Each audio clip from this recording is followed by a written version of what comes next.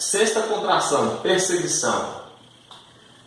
Alguns versículos aqui que tratam de que de fato a igreja iria passar por um momento de perseguição.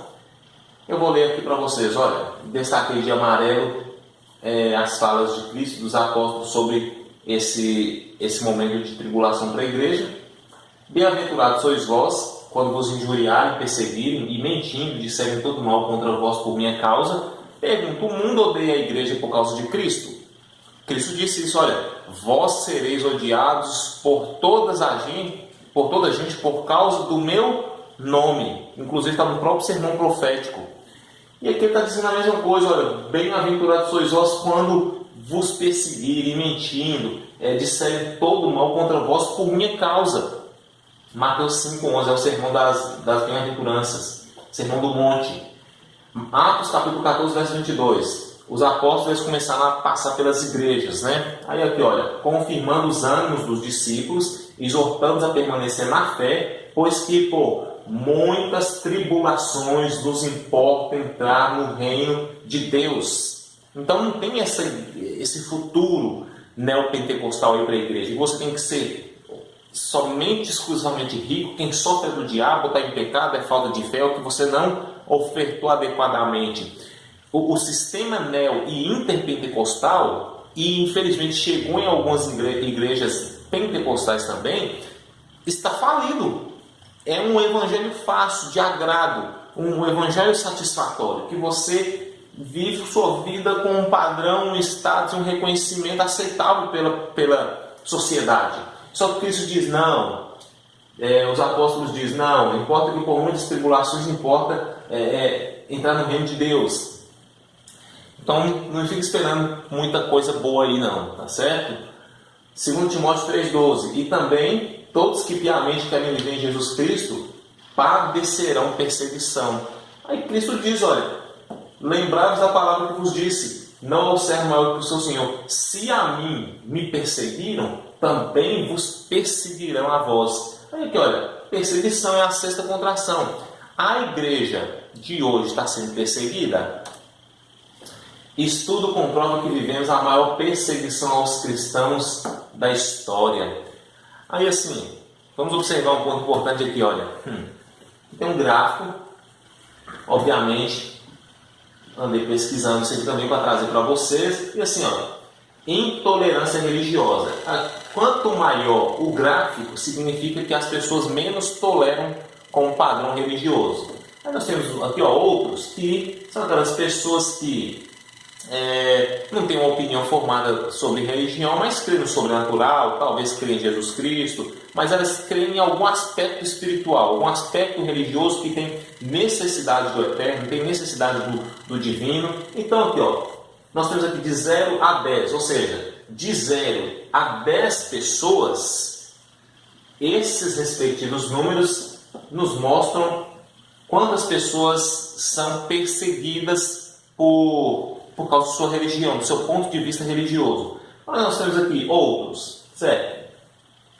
Algumas pessoas que não têm uma opinião religiosa formada ainda, não vamos dizer formada, mas que não seguem uma determinada religião, mas creem em Deus, 1 a cada 10 pessoas é perseguida por sua religião, por seu ponto de vista.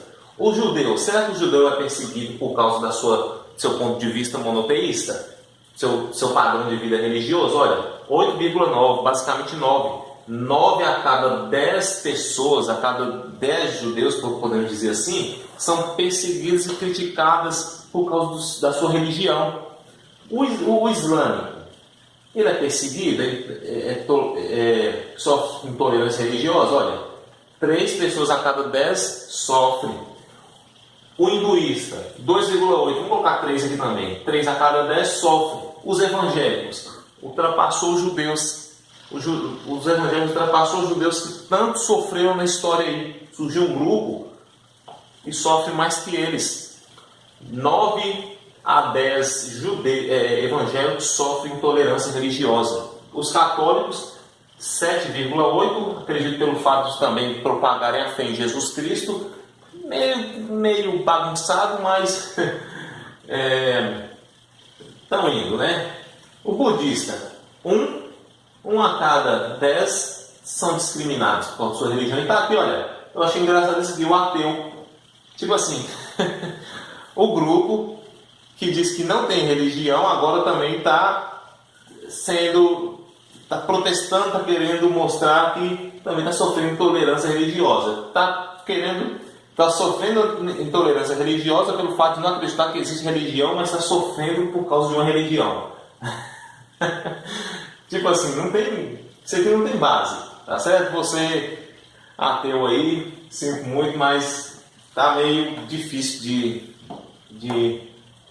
E assim, olha, 0,8 não chega nem a 1 o número de ateus que sofrem intolerância religiosa.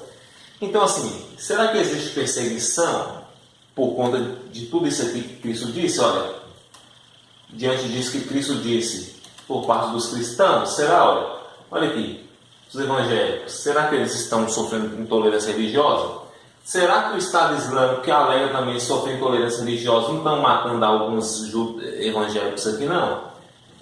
Muitos desses grupos que estão aqui, eles também mataram muitos cristãos, mataram muitos judeus também, e eles alegam sofrer intolerância religiosa. Só que, quanto maior o número de cristãos que morrem e sofrem por conta do Evangelho, o número triplica. É o que acontecia no Império Romano. Eles matavam 2 cristãos, no outro dia tinha 8 lá. Por quê? Quando eles viam a fidelidade daquele povo diante da morte, eles disseram, não, esse pessoal aí tem alguma coisa que é fora do comum. Eles não são como nós, tão idiotas assim a ponto de crer nesses deuses, nesses falsos deuses que não nos dão esperança. E assim, o povo, o que Tertuliano disse? O sangue dos mártires é a semente da igreja. Olha o sangue dos mártires aqui. É o maior sangue derramado na história. E esses dados aqui, olha, é de 2019, 2020. Os evangélicos, eles mais sofrem na história. Os cristãos, tá certo? Não estou falando dessa comunidade cristã atual aí não, dessa igreja coreana aí não. Estou falando de cristão verídico, que tem sinais de conversão. Agora, olha, já que o grupo dos evangélicos é aquele grupo que mais sofre, juntamente com os judeus, tem aqui os católicos também, mas como estamos tratando de perseguição cristã, esse grupo aqui é o que mais sofre. E agora? E agora o quê? Os católicos diminuem, os evangélicos aumentam. Crescimento acelerado de evangélicos em milhões aqui, aumentando. Olha, porcentagem de católicos evangélicos na população brasileira de 94 a 2016 e projeção linear até 2040. Ou seja, de 94 até 2016, fez uma projeção e mostrou, nessa porcentagem, mostrou que os evangélicos estavam crescendo e os católicos diminuindo, certo? E assim, tem uma projeção de 2016 até 2040 mostrando, com base naquilo que já pesquisaram, qual será o ritmo dessa porcentagem.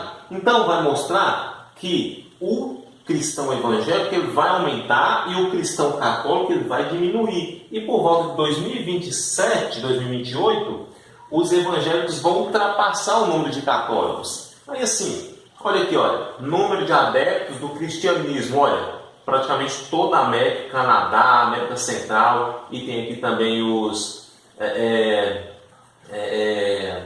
toda a América Latina, praticamente, na Europa, boa parte também. Somente nos países da Europa ali